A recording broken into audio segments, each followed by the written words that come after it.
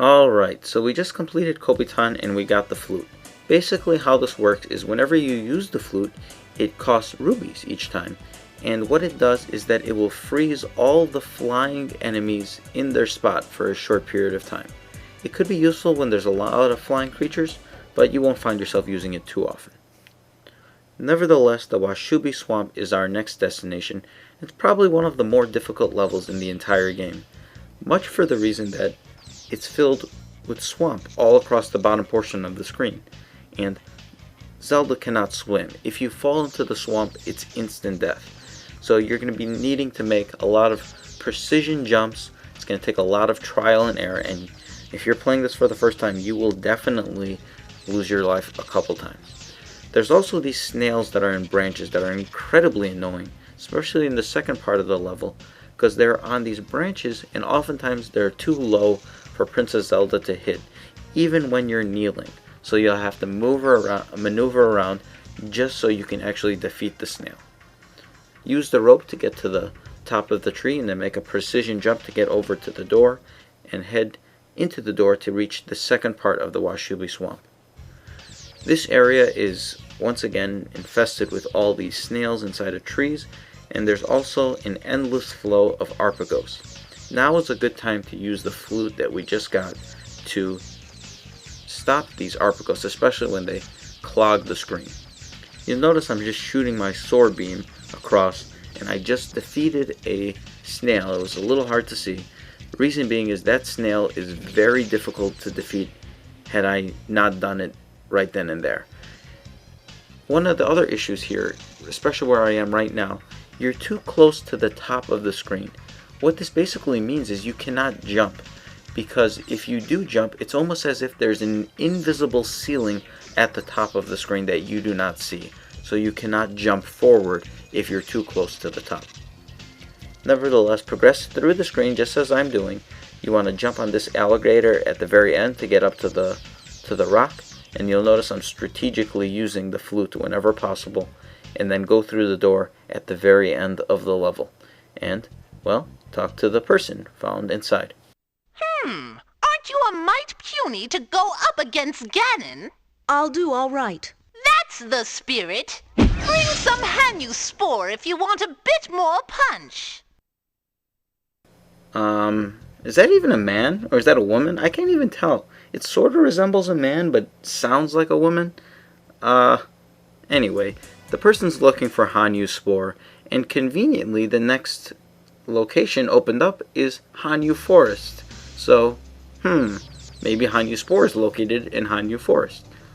So in the forest, there's a couple new enemies here, and the first are these enemies that I refer to them as bots. Bots because they resemble the official artwork of bots from Zelda 2, The Adventure of Link, although they sort of also resemble like blue Darth Vader heads in a way. So call them whatever you like.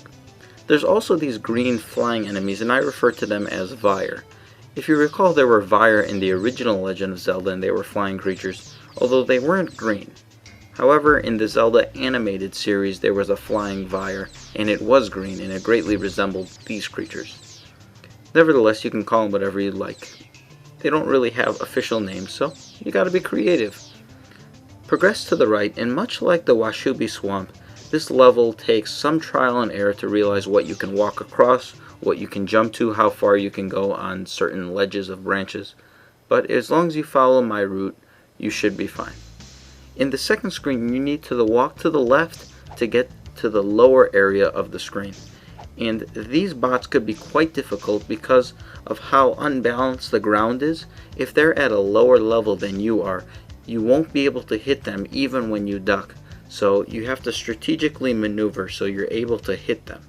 And they also come fairly quickly. They respawn and spawn at certain points, so it could be quite a challenge. Anywho, progress to the right, and you'll notice there is a woman here on the bottom portion of the screen, so head on over and talk to her. Greetings, Princess Zelda. Do you have any Arbuckle feathers? So the first time around we needed the Arbuckle egg, and this time around we need the Arbuckle feather. makes you wonder what other Arbuckle related items we're gonna need to collect. Nevertheless, just pull out one of your ropes and climb up to the top of the screen. And this is another thing that I never really understood about this game. Why is there a need for more than one rope? Couldn't Zelda just climb to the top of the branch and just pull that rope back up? It seems kind of awkward to have the rope be anything more than a one-use item. Anyway, the fairy pool is now accessible and you could go there now. You have actually a lot of options. However, I'm going to head back to the Washubi Swamp because if you recall, the man at the very end of the Washubi Swamp, he was in need of Hanyu Spore, and we just got the Hanyu Spore from the Hanyu Forest, so now we can head back there. As you can see, I sort of fell down there onto that little broken tree stump down there, and there's actually different routes you can take on the left side of the screen, the part prior to where I currently am. You could actually ride the alligator the entire way. However, that's not the case in the next portion of the level, the second screen. There are alternate routes you can take. You could ride alligators for short periods of time. However, the alligators in the second screen, they go underwater or under the swamp, and you obviously can't do that all the time. I know a lot of you who are, if you're playing along with this walkthrough, you might have gotten a little frustrated at the Washubi Swamp because, like I said, it's one of the more difficult portions of the entire game, and the thought of coming back here so quickly might be a little disheartening. But, you know, this will be the last time we have to come to the Washubi Swamp. And once again, I'm standing here to try to kill that one snail, much for the reason that he is very hard to defeat otherwise. As you can see, he's on that long branch right underneath where I am right now.